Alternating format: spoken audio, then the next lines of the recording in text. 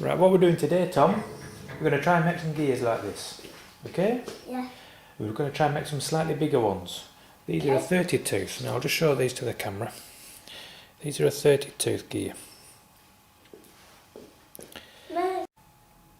Okay, what I'm going to be doing is going to be making some gears for this contraption, this magnet motor that I'm 99% certain will not work. But somebody sent me an email saying I should make the spacing of the spindles, which are these two. You can see this contraption on one of my other videos, so that these instead of being too close together are further apart. In order to do that, I'd have to make some more gears. What I ended up doing was making some sleeves. These are a couple of sleeves which sit into these holes here, which gives me adjustment. So what I've done, I've measured the centre between the spindles there, and it works out at about 2.75 inches.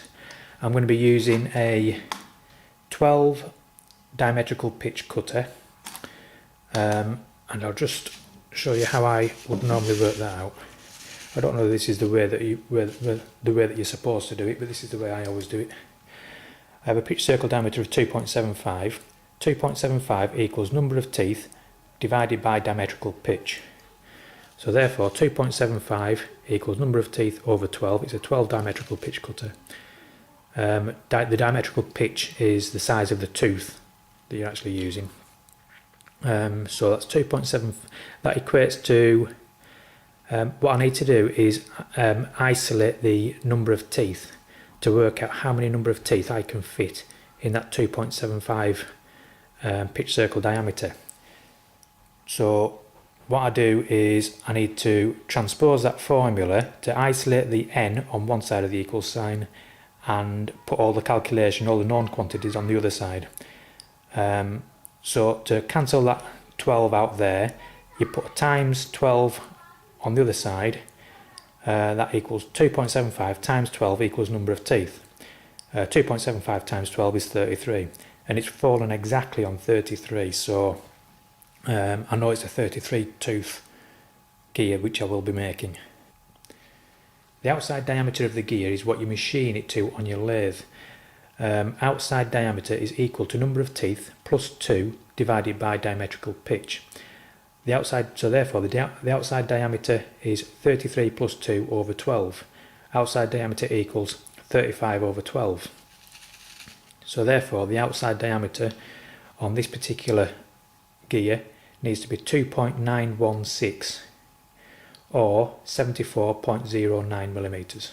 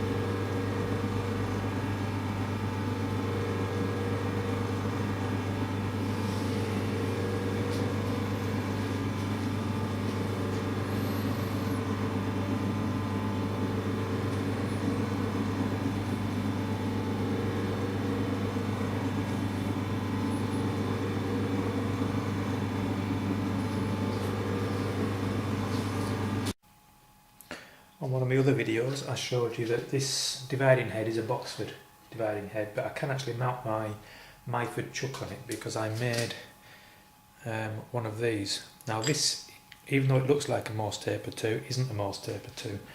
That's why I couldn't buy one. This doesn't actually fit into the Myford. I also made a drawbar to fit in the end of it, as you can see.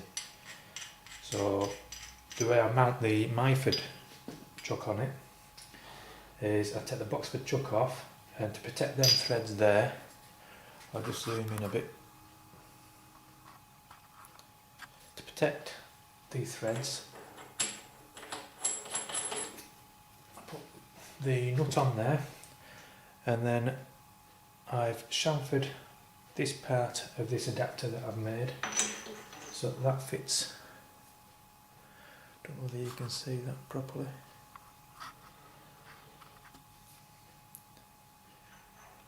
As you can see, it fits on there, and the nut, if I unscrew it a little bit, you can see it doesn't actually touch the adapter. And then on the back side, I then screw the drawbar in. This drawbar does screw quite a way, and it screws in enough so that it still allows the dividing head to twist round. This is the cutter that I'm going to be using. It's a 12 diametrical pitch, number 4. This cutter will cut teeth between 26 and 34 teeth. The D plus F is 0.18 of an inch. That's the depth, plus the F, I think, stands for the amount of clearance at the bottom. As you can see in there, you can just sort of see a little bit of clearance in the bottom of the valley of the tooth. That's what the F stands for. This is the arbor that I will be using. I made this myself, just a homemade arbor to mount the cutter on. That slot's on there. I haven't actually. I should have a small woodruff key in there to put in there. I haven't actually put a woodruff slot in them at the moment. But that goes on there like that, and then that tightens up onto there. Then that, I'll just zoom out a little bit, and then that then is mounted into the milling machine and spins round, cutting each individual tooth. I'm actually going to try and do it on this small milling machine because it is quite a lot quieter. It's a belt driven machine. Whether it'll fit on, I don't know. It's a little bit, dividing head looks a little bit big on it, but it looks to me like it will fit on. So I'm going to try it on this one. Just quickly explain how I'm setting the dividing head up. It's a 40:1 worm gear ratio. I want 33 divisions, that's 40 over 33. That reduces down to 1 and 7 33s. That's 1 full turn and 7 holes in a 33 hole plate. Now I'll just zoom in a little bit on the dividing head so that you can see how I'm doing it. I say it's 7 holes in a 33 hole plate. I don't know whether you can make it out. That's a 33, them are the 33 holes in the top on the outside edge.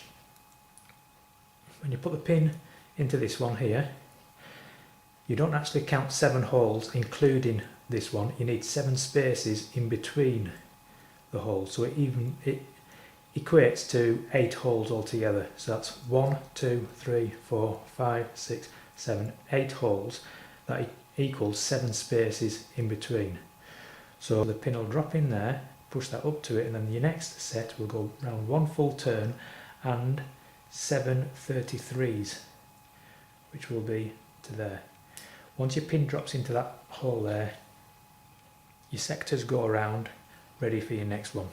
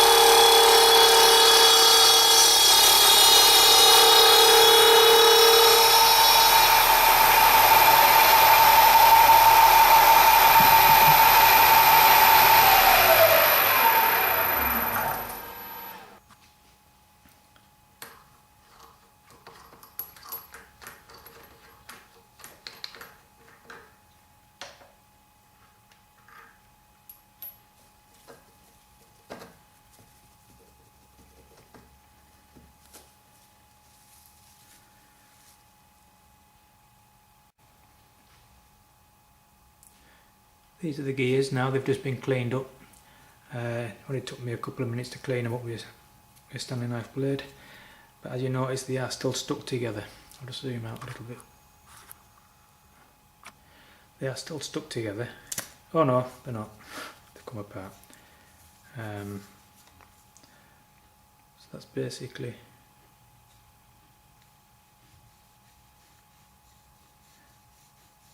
two gears.